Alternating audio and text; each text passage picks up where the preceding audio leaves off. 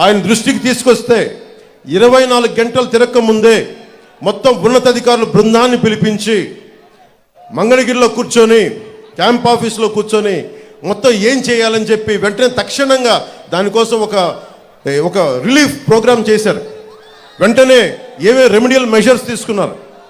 అందుకనే ఆయన అనుభవం నాకు చాలా మనకి రాష్ట్రానికి కావాలి.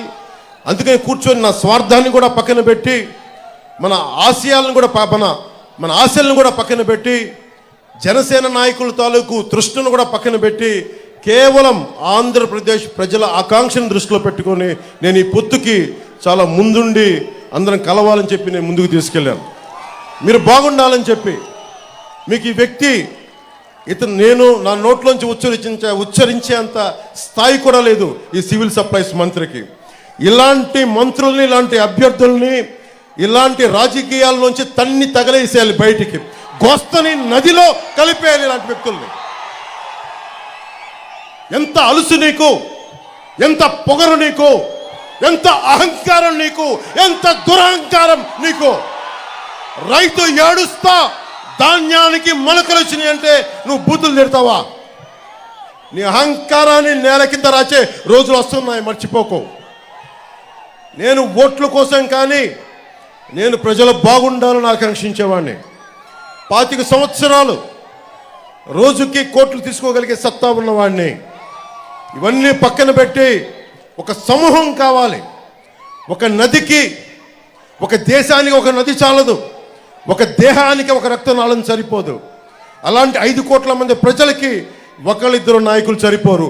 3 పార్టీల బలమైన నాయకత్వం కావాలి. కేంద్ర నాయకత్వం సహాయ సహకారాలు ఉండాలి. చంద్రబాబు గారి అనుభవం కావాలి. మన జన సైనికుల వాడి జోడి మన బలంగా ముందుకు తీసుకెళ్ళగలిగే పోరాట శక్తి కావాలి. జనసేన రోడ్ల మీదకి వచ్చి పోరాటం చేస్తుంది.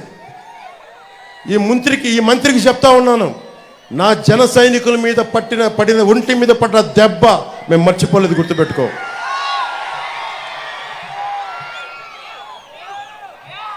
ముఖ్యంగా ఉపాధికి ఇక్కడి నుంచి గల్ఫ్కి వెళ్ళిపోతూ ఉన్నారు.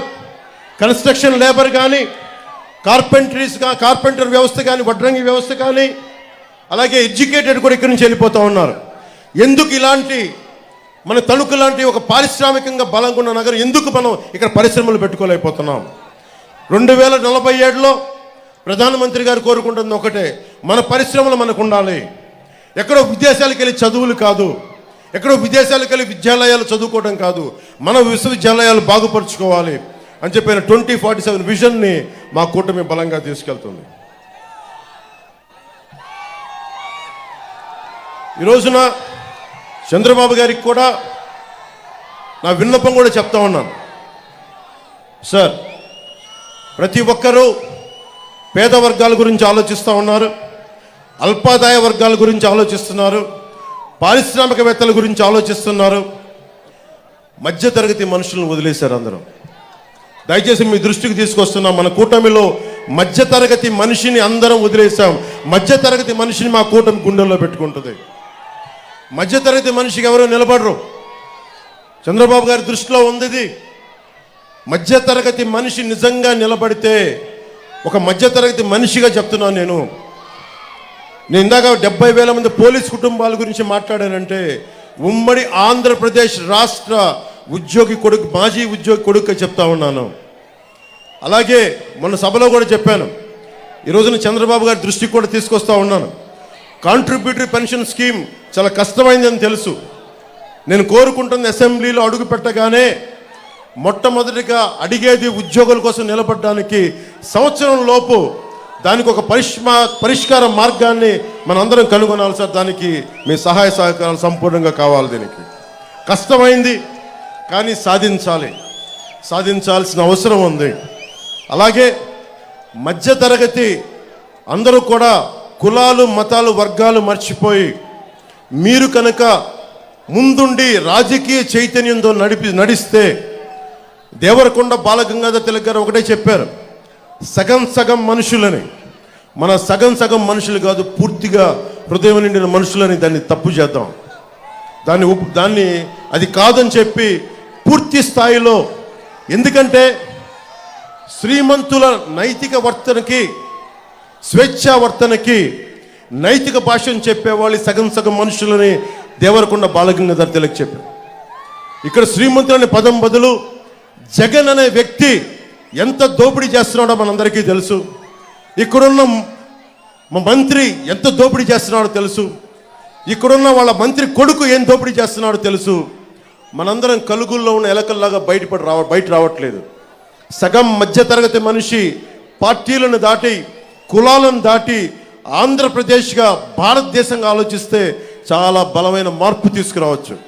ఒక మధ్యతరగతి మనిషి కడుపు మంట వచ్చి, కోపం వచ్చి బయటకు వచ్చి నిలబడితే అది జనసేన అవుతుంది. అది ఎందుకంటే నేను ఎందుకు చెప్తున్నాను ఈ మాట అంటే, నేను సగటు మధ్యతరగతి మనుషులు ఎట్లా ఉంటాడో నేను అలాగే పెరిగాను.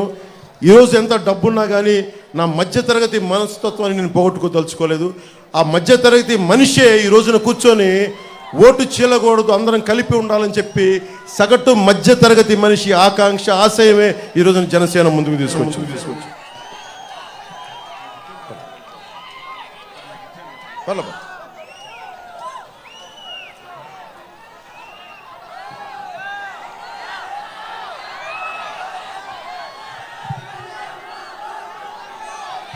మీ అందరికీ కూడా మంచి రోజులు ఉన్నాయి. క్రోధినామ ఉగాది సంవత్సరం నిన్నే జరుపుకున్నాం.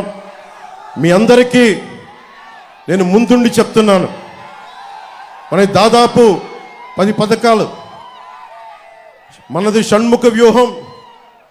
చంద్రబాబు గారు చెప్పింది సూపర్ 6.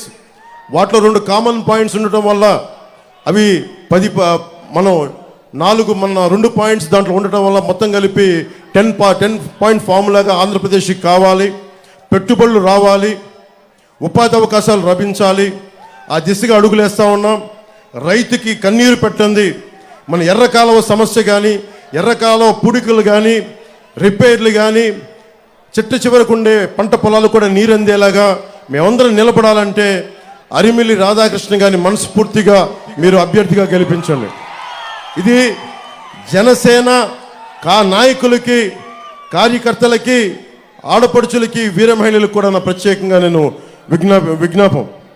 విజ్ఞాపన. దేనికి అంటే ఈ ఒక్కసారికి మనం ఖచ్చితంగా రాష్ట్ర ప్రజల పక్షం వహించాలని మనస్ఫూర్తిగా కోరుకుంటూ, అలాగే భూపతిరాజు శ్రీనివాస్ వర్మ గారు మన కూటమి ఉమ్మడి అభ్యర్థిగా భారతీయ జనతా పార్టీ తరపు నుంచి నిలబడతా ఉన్న నర్సాపూర్ పార్లమెంట్ అభ్యర్థిగా వారిని మనస్ఫూర్తిగా బలమైన మనకి మెజారిటీతో గెలిపించవలసిందిగా మనస్ఫూర్తిగా కోరుకుంటా ఉన్నాను. అలాగే ఈ సభకి వచ్చిన